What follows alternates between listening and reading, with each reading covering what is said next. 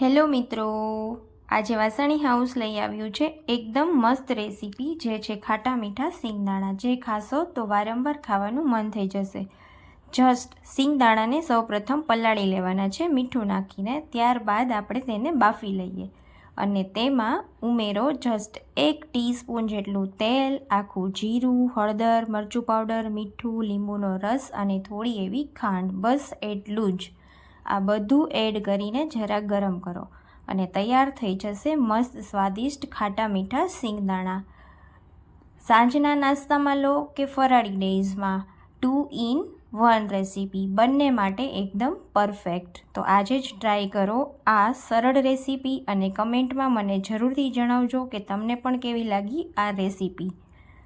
તો વાસણી હાઉસ સાથે જોડાયેલા રહો, નવા સ્વાદ સાથે, નવા અંદાજ સાથે। ત્યાં સુધી બાય બાય।